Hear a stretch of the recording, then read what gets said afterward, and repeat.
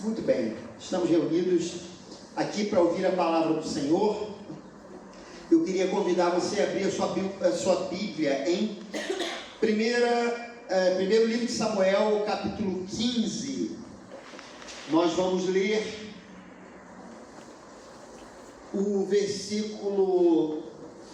nós vamos ler o capítulo 15 inteiro, queridos, tá? A leitura é um pouquinho maior. Primeiro livro de Samuel, capítulo 15. Lembrando que essa leitura faz parte da nossa leitura bíblica devocional, né? Se não me engano, a gente fez a leitura na sexta-feira passada, mas eu estou fazendo aqui uma retrospectiva do texto pela necessidade que nós temos do conhecimento, né? E da exposição das Escrituras. Ok? 1 Samuel, capítulo 15. Vou pedir que você fique de pé para que a gente faça a leitura da palavra do Senhor.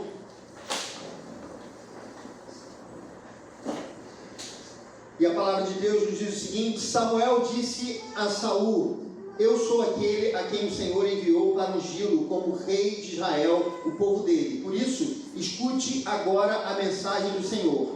Assim diz o Senhor dos exércitos: castigarei os amalequitas pelo que fizeram a Israel, atacando-o quando saía do Egito. Agora vão, ataquem os amalequitas e consagrem ao Senhor para destruição tudo o que lhes pertence.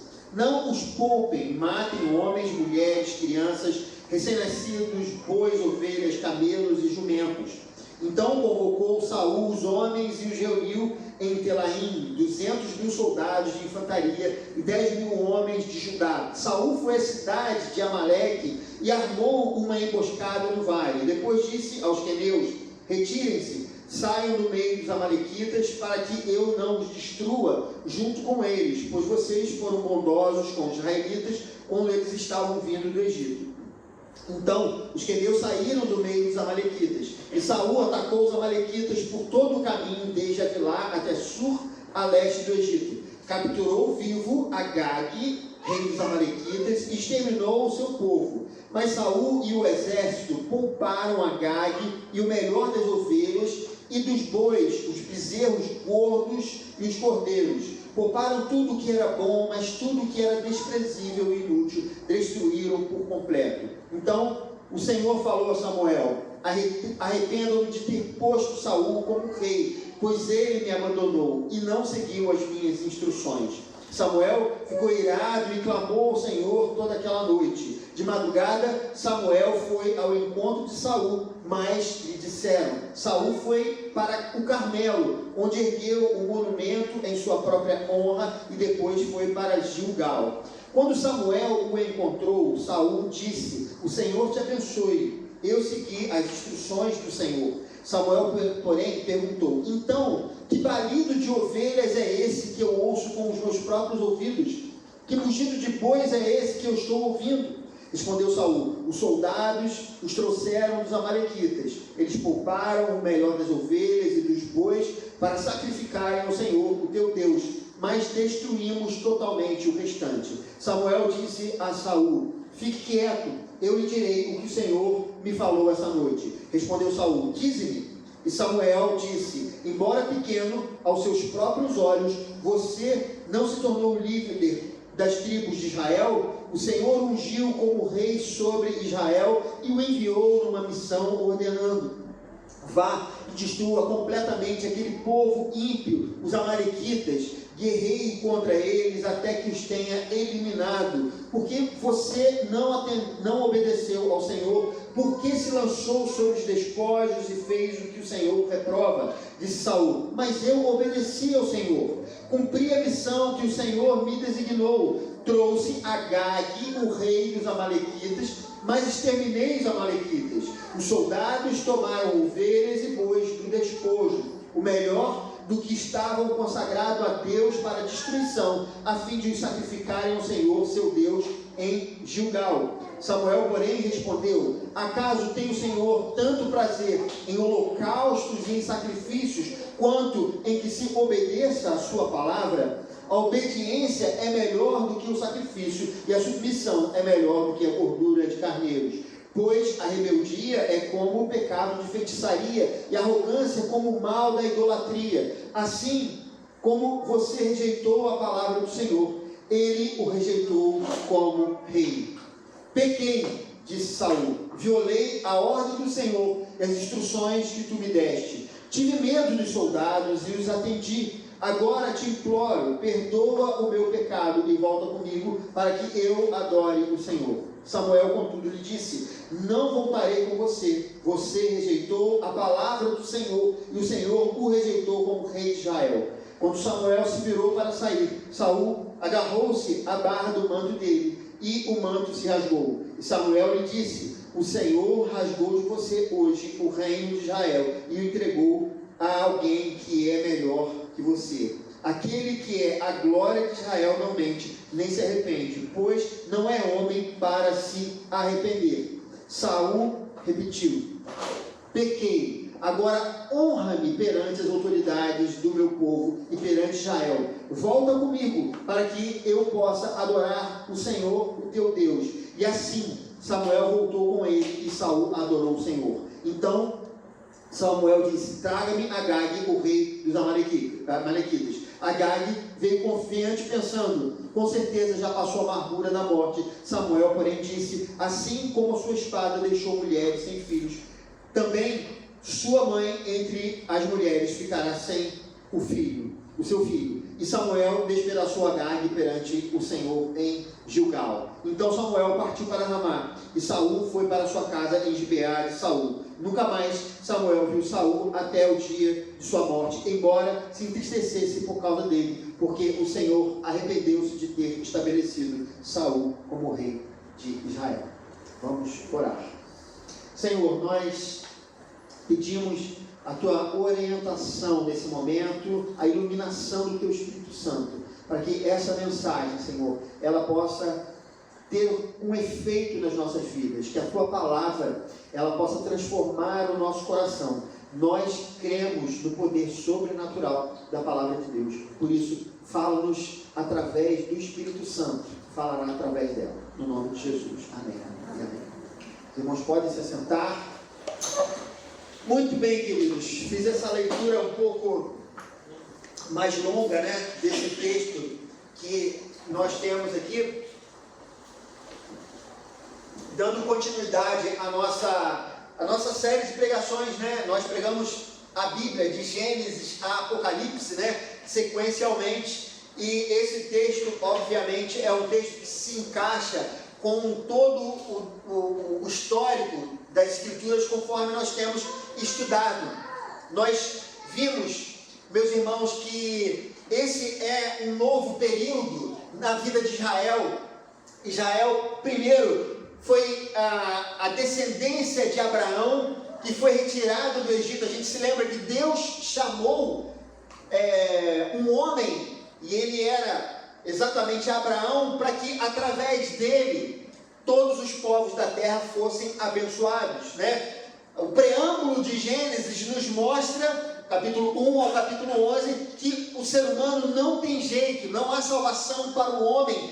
Nada que possa ser feito da perspectiva humana tem poder ou tem condições de salvar o ser humano. Portanto, Deus teve que intervir na história do homem para que trouxesse a salvação, e essa intervenção sobrenatural de Deus começa a partir daquele homem, Abraão, que foi o pai de uma nação, né? Hoje nós temos a plena convicção de que o chamado de Abraão era porque Deus, através da descendência desse homem, traria a salvação para a humanidade, e essa salvação é Jesus Cristo, o seu Filho. Então tudo o que está ocorrendo nas Escrituras tem o objetivo de mostrar esse caminho da salvação. E nós vimos que primeiro nós tivemos os patriarcas, nós tivemos Abraão, Isaac e Jacó, e 400 anos depois que a descendência de Jacó se estabeleceu no Egito, Deus usou poderosamente um homem chamado Moisés para que aquela descendência de Abraão fosse levada novamente para a terra que Deus havia dado ao seu antepassado Abraão, ali a terra de Canaã.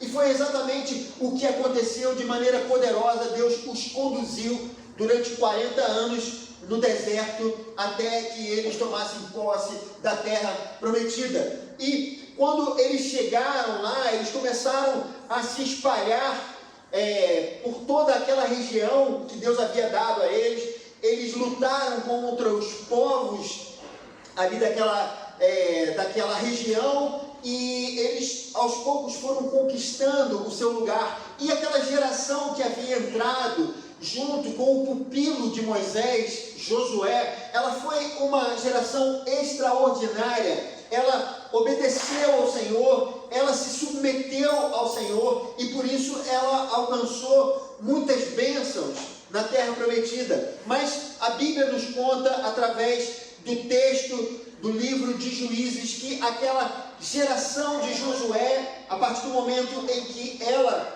foi padecendo, ela foi morrendo, a nova geração em Israel foi se esquecendo aos poucos do caminho do Senhor. Portanto, o que foi acontecendo é que eles foram se esquecendo dos ensinamentos das Escrituras, aquilo que Deus já havia dado a eles com Moisés, e eles já haviam praticado na época de Josué. Eles haviam experimentado a bênção de Deus por causa da obediência deles, e naquele momento em que eles estavam passando por aquela determinada situação onde a lei do Senhor estava sendo esquecida, progressivamente eles foram também sendo tomados e dominados pelas nações que estavam ali ao redor. E tudo aquilo porque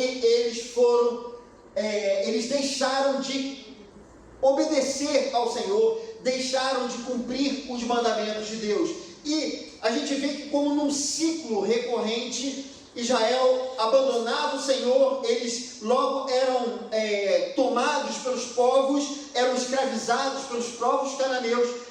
E aí eles buscavam o Senhor, e o Senhor era misericordioso, enviava o juiz, alguém que liderava a nação, e logo depois eles eram libertos eram libertados do povo ali, e com o passar do tempo eles se voltavam novamente contra a lei de Deus. Eles passavam a adorar os ídolos das nações cananeias, e logo eles voltavam para o mesmo tipo de coisa. A opressão vinha, eles eram dominados pelos povos, eles clamavam ao Senhor, o Senhor mandava um libertador, e aí eles viviam momentos de liberdade, mas passavam um tempo, eles retornavam, e ficou durante aquele ciclo. Só que cada vez que Israel se aprofundava mais na adoração aos ídolos, se esquecia da lei de Deus, eles voltavam menos confiantes no Senhor, eles voltavam com menos entendimento sobre Deus, até o momento em que nós tivemos ali a história de Sansão, que é a história da última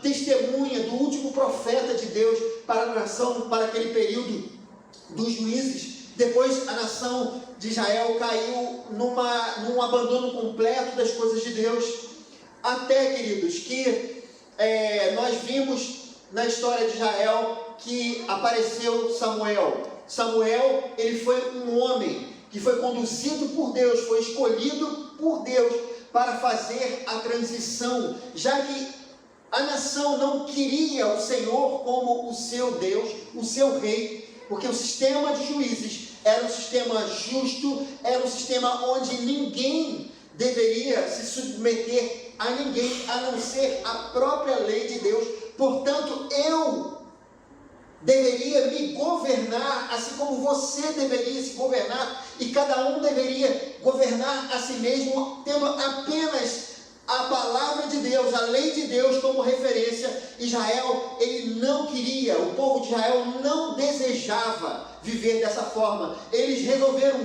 terceirizar aquele compromisso da obediência a Deus, lembrando que Deus propôs uma aliança com o povo, e nessa aliança, a parte de Deus era abençoar o povo de Israel, e a parte do povo de Israel era tão somente ser obediente ao Senhor. Como eles não desejavam se submeter ao Senhor, como eles desejavam viver a vida do jeito que eles queriam, eles resolveram terceirizar essa obrigação do cumprimento da lei através do seu rei. E naquele momento em que Israel, ele simplesmente, ele diz para Samuel, que foi o último grande juiz de Israel, um homem temente a Deus, e fala para ele: olha, nós queremos um rei de acordo com as nações vizinhas, com aquelas nações que eles comandam o seu povo. A gente quer ficar de braço cruzado, e que o rei, que ele ofereça o sacrifício para Deus, e que ele nos conduza para as nossas guerras, e que ele ganhe a batalha por nós, porque nós não queremos, nós continuamos com o mesmo espírito que os nossos antepassados tinham no período de Juízes. Obviamente eu estou parafraseando o pensamento dessas pessoas. Israel estava abandonando o Senhor, como eles fizeram desde os tempos de Josué, e agora, não suportando mais a pressão dos povos cananeus, eles resolveram terceirizar essa obrigação para o rei. Queridos, cabia a Saul, agora que havia sido escolhido pelas pessoas como o rei. Ele era uma pessoa alta, uma pessoa forte, ele tinha o porte de um príncipe, e foi exatamente esse homem que foi escolhido pela nação de Israel para que ele governasse aquela nação. E, portanto, queridos, a partir desse momento de Saul, começa uma nova história em Israel.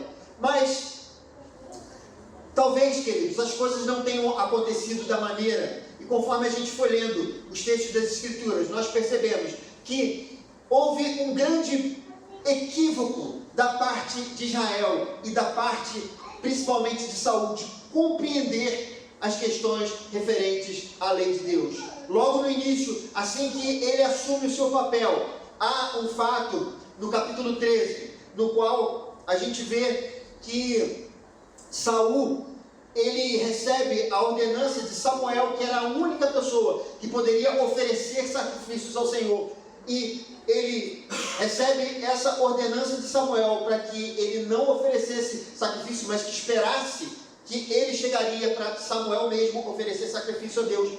Mas ele, vendo que Samuel não chegava, passados 7 dias, ele resolveu oferecer sacrifício por si só. E aí, queridos, a gente percebe alguma coisa nesse homem. Saul, ele não era um homem segundo o coração de Deus.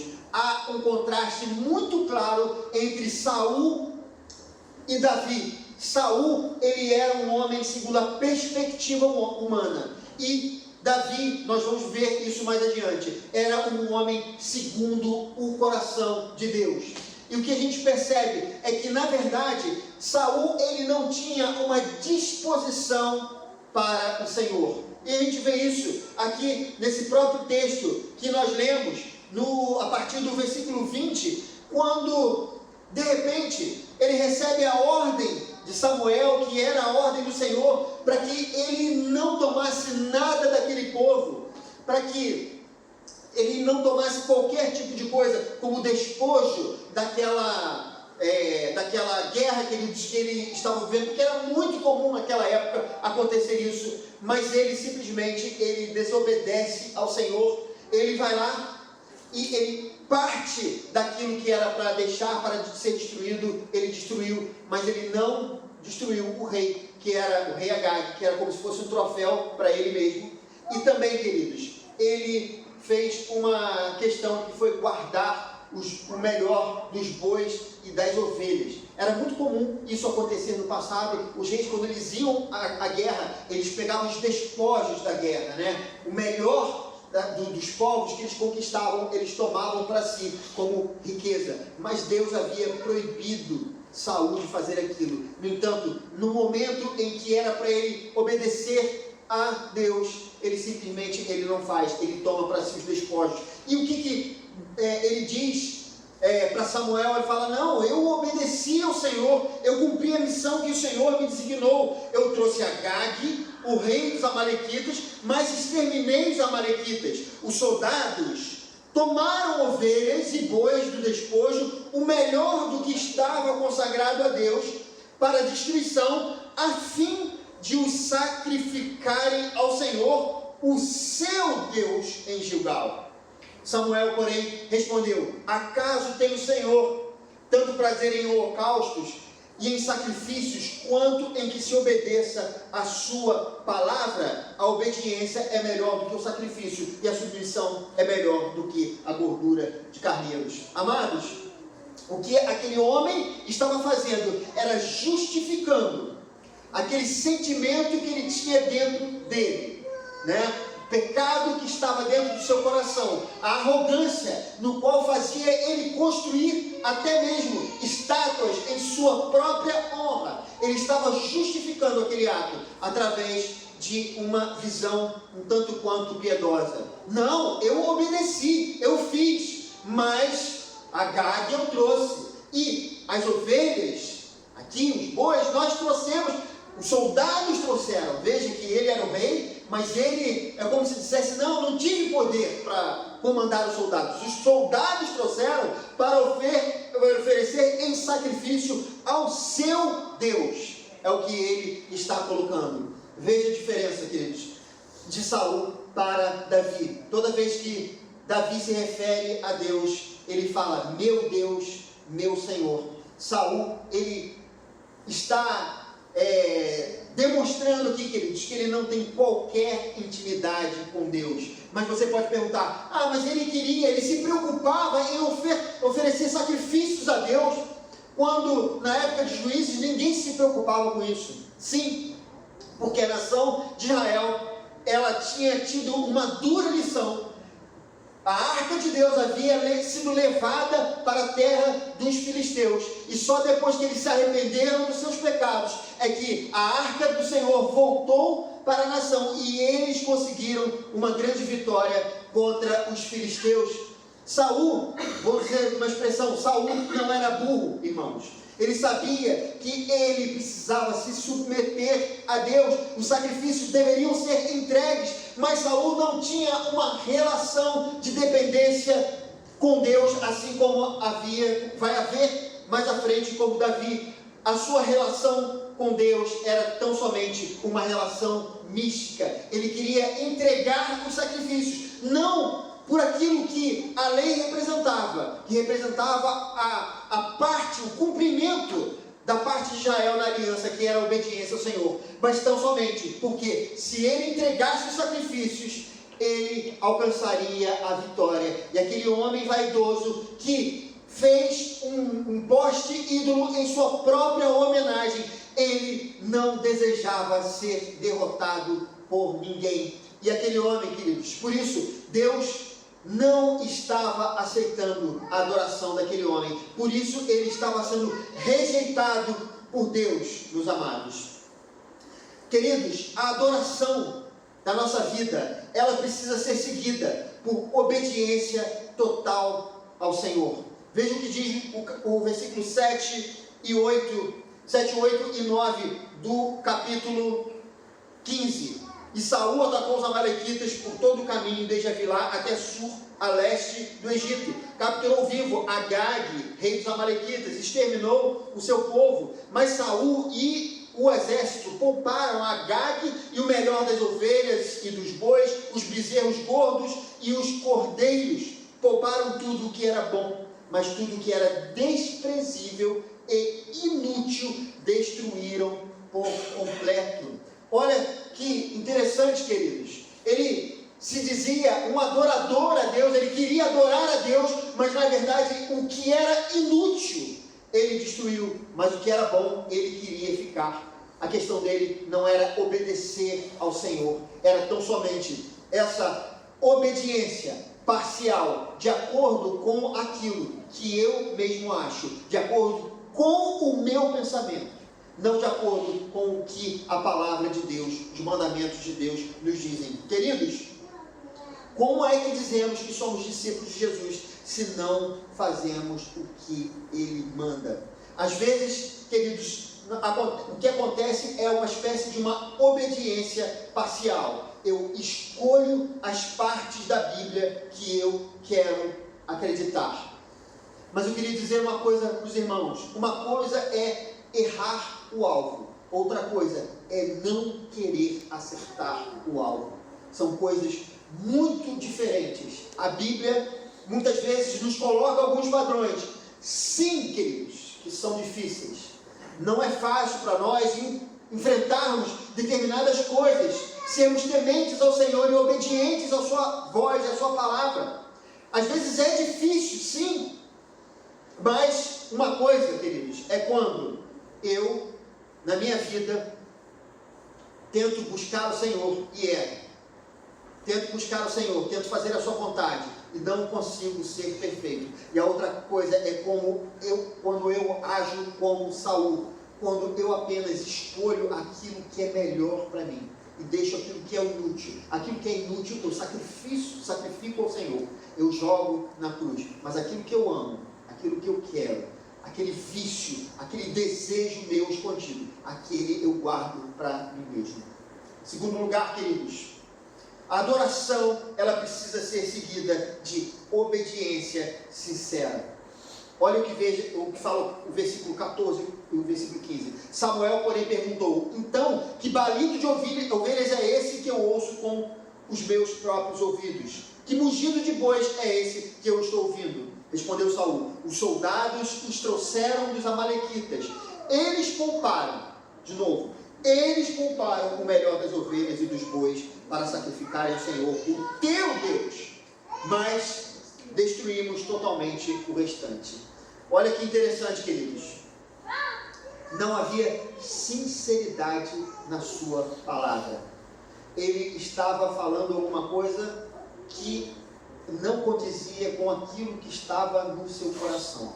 Porque, na verdade, Saul era aquele homem que enfrentava os soldados e que, se fosse necessário, ele puniria severamente os seus soldados. E naquele momento ele usa como desculpa, por conta do seu coração arrogante, ele usa como desculpa aquilo que os soldados fizeram. Não havia essa sinceridade. Ele colocou a culpa no soldado e ele quis oferecer, entre aspas, para Deus os animais em sacrifício. A verdadeira intenção de Saul era ficar com os despojos. Nós não podemos torcer a verdade para justificar os nossos pecados. Nós precisamos identificar as nossas verdadeiras intenções se quisermos adorar a Deus de verdade. E eu me lembro, queridos, uma pessoa que, se preparando para o ministério pastoral há muitos anos, ele queria fazer um sermão que impressionasse ali a bancada que iria fazer o trâmite, né? Iria julgar o seu sermão, se ele estava apto ou não. E em vez dele fazer o que todos nós precisamos fazer quando nós passamos por esse processo para a ordenação pastoral, com humildade, preparar um sermão, ele pegou o sermão pronto, já que havia sido pensado por outra pessoa, disse que o sermão era seu, e ele pregou aquele sermão.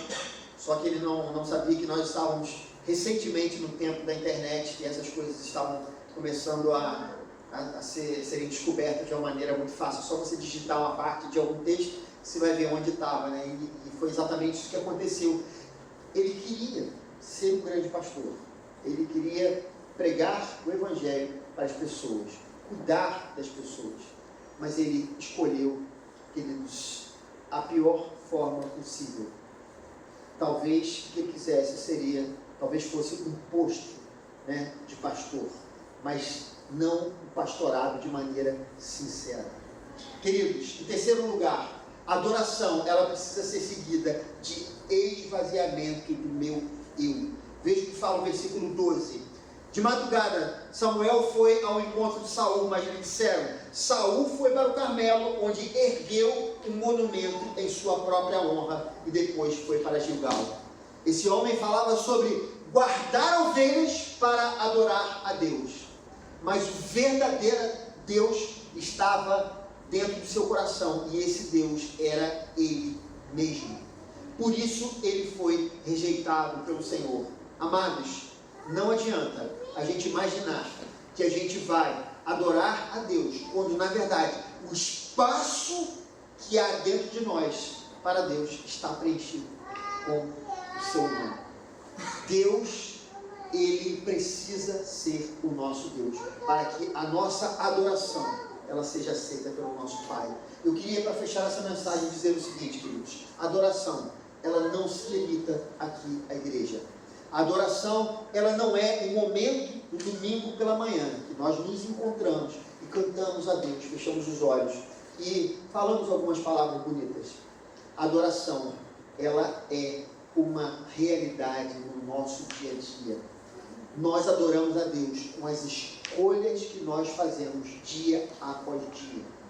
É através das escolhas, se de fato nós comprovamos a nossa eleição em Jesus Cristo. É através das nossas escolhas, se de fato há uma ligação entre você e Deus. Se o relacionamento que você diz ter com Deus é algo verdadeiro, ou se então é apenas um conteúdo doutrinário que você reflete sobre ele aos domingos, mas durante a semana você se esquece. Deus está presente em nossas vidas. Nós precisamos ser sinceros, nós precisamos de humildade, nós precisamos tirar de dentro de nós o eu, para que o Senhor seja o verdadeiro Deus de nossas vidas. Convido você a ficar de pé nesse momento. Vamos orar.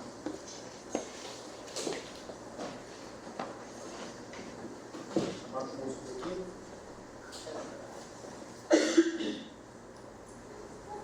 Feche os seus olhos.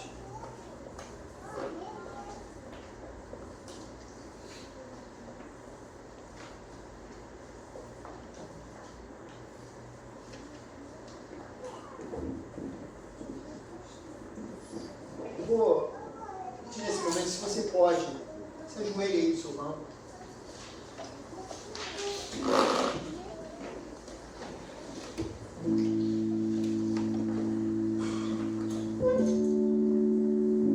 Senhor, nós colocamos a nossa vida diante de Ti.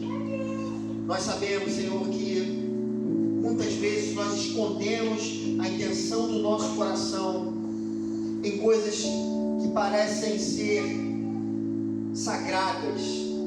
Muitas vezes nós nos parecemos tanto, Senhor, com os fariseus. Somos piedosos na nossa maneira de falar, no nosso jeito de ser, mas o nosso coração, ele está cheio, Senhor Deus, da maldade, do pecado.